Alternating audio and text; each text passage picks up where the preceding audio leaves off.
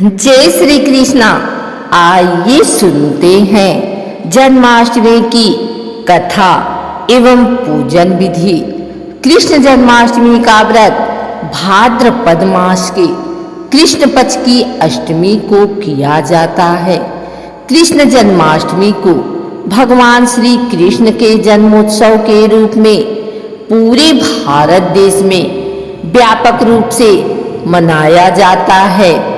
भगवान श्री कृष्ण का जन्म भाद्रपद कृष्ण पक्ष की अष्टमी बुधवार को रोहिणी नक्षत्र में अर्धरात्रि के समय वृष के चंद्रमा में हुआ था। यह पाप नाशक व्रत बालक, युवा, वृद्ध सभी स्त्री पुरुष करते हैं। इस दिन कृष्ण जन्माष्टमी का व्रत किया जाता है और जन्माष्टमी की कहानी सुनी जाती है। इससे पापों का नाश होता है और सुख सौभाग्य में वृद्धि होती है। आइए सुनते हैं जन्माष्टमी की व्रत विधि एवं कहानी। इसके लिए सप्तमी के दिन हल्का एवं सात्विक भोजन करना चाहिए। अगले दिन अर्थात अष्टमी को उपवास के दिन प्रातः काल स्नान आदि से निवृत्त होकर भगवान सूर्य, सोमकाल, संधि, भूत, पवन, दिक्पाल, भूमि, आकाश, खिचर, अमर और ब्रह्मा जी को प्रणाम करके पूर्व या उत्तर की ओर मुख करके बैठते हैं।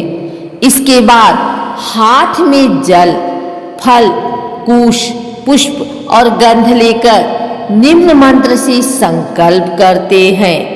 मध्याह्न के समय काले तिलों के जल में स्नान कर देवकी जी के लिए सूतिका ग्रह नियत करें। उसे स्वच्छ और सुंदर करके उसमें सूतिका के उपयोगी समस्त सामग्री यथास्थान रखकर श्री कृष्ण और देवकी की छवि स्थापित करें। साथ ही लक्ष्मी जी का चित्र भी रखें। फिर इनका विधिवत पूजा करें। कृष्ण जन्माष्टमी के दिन अनेक मंदिरों या स्थानों पर श्री कृष्ण के जीवन से संबंधित झांकियां बनाई जाती हैं और श्री कृष्ण की झांकियां निकाली जाती हैं। भगवान श्री कृष्ण से संबंधित गीत या भजन सभी वाद्य यंत्रों की ध्वनि के साथ गाए व सुने जाते हैं और जन्माष्टमी की कहानी सुनी जाती है। जो भी व्यक्ति यह व्रत कर जन्माष्टमी की कहानी सुनता है उसे ऐश्वर्य और मुक्ति की प्राप्ति होती है। जन्माष्टमी के दिन पूरे दिन उपवास के बाद रात के 12 बजे श्री कृष्ण जन्म होने पर श्री कृष्ण की आरती उतार के फलाहार या भोजन किया जाता है। अनेक स्थानों पर इस दिन अखंड रामायण का पाठ भी किया जाता है।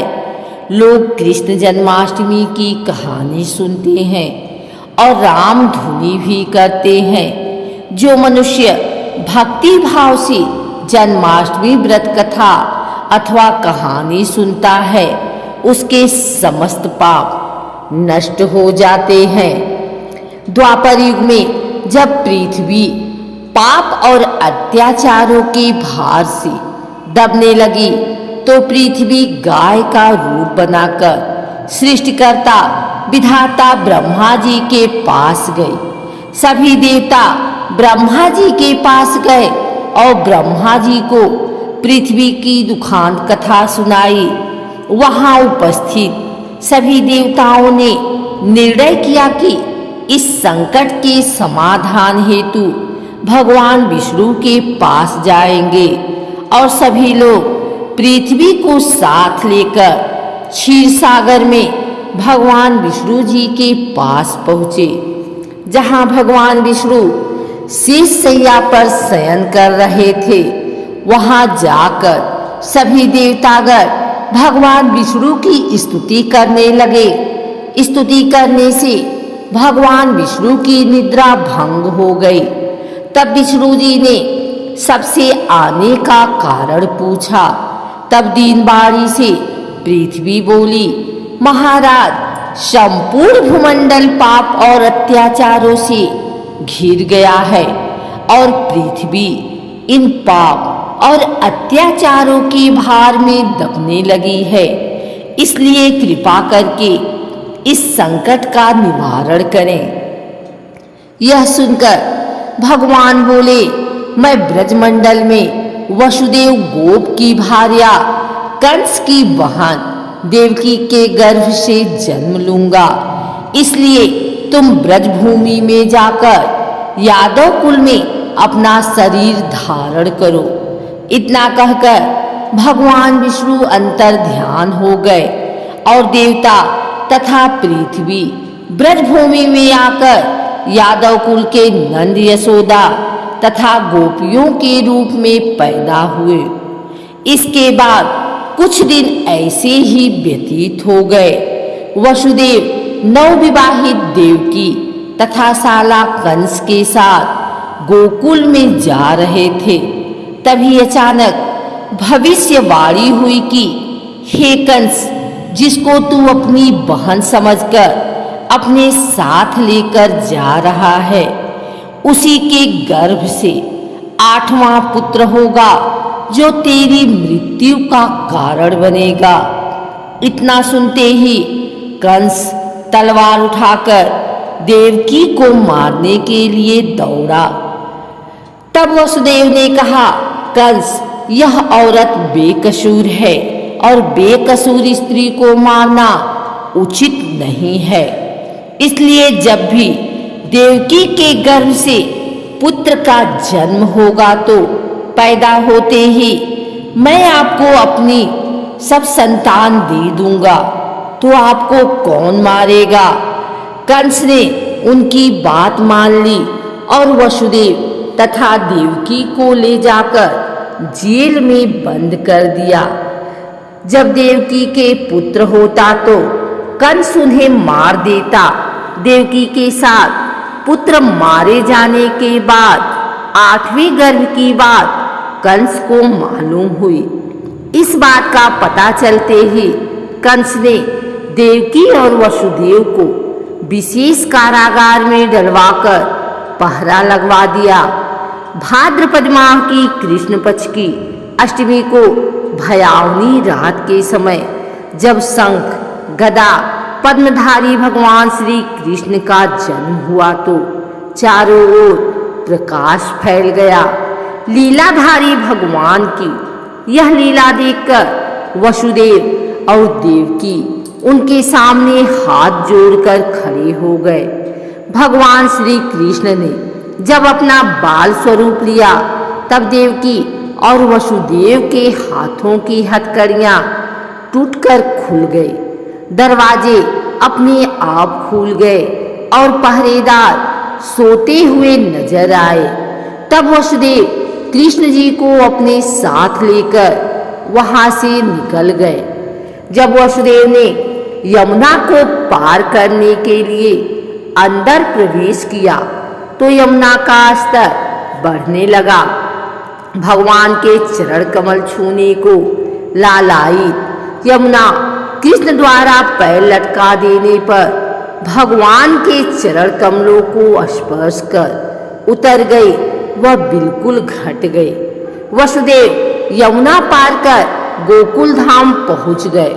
वहां जाकर खुले दरवाजे और सोई हुई यशोदा को देखकर बालक कृष्ण को वहीं सुला दिया और सोई हुई कन्या को लेकर चले आए। जब वसुदेव वापिस कारागार में पहुंचे तो अपने आप उनकी बेड़ियां लग गए और दरवाजे बंद हो गए। दरवाजे बंद होने के बाद वहां सोए हुए पहरेदार भी जग गए। हथकड़ियां लगने के बाद कन्या रोने लगी।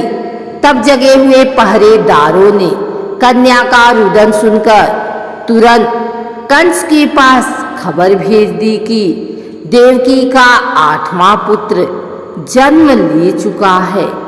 यह सुनकर कंस तुरंत दौड़ता हुआ आया। जब कंस ने कन्या को हाथ में लेकर पत्थर पर पटकना चाहा तो कन्या हाथ से छूटकर आकाश में उड़ गई और साक्षात देवी के रूप में प्रकट होकर बोली, हे कंस, तुम्हें मारने वाला तो गोकुल में पहले ही पैदा हो चुका है। पापी कंस अब वही तुम्हारा वध करेगा। यही भगवान बड़े होकर अकासुर और तारकासुर तथा कंस जैसे क्रूर राक्षसों का वध कर पृथ्वी तथा भक्तजनों की रक्षा करेंगे। यह थी जन्माष्टमी की कहानी। श्री कृष्ण जन्माष्टमी की कहानी सुनने के बाद भगवान श्री कृष्ण की आरती जरूर करें और हम आशा करते हैं कि आपको कृष्ण जन्माष्टमी की कहानी पसंद आई होगी। अगर पसंद आई है तो हमारे चैनल को सब्सक्राइब जरूर करिए। धन्यवाद।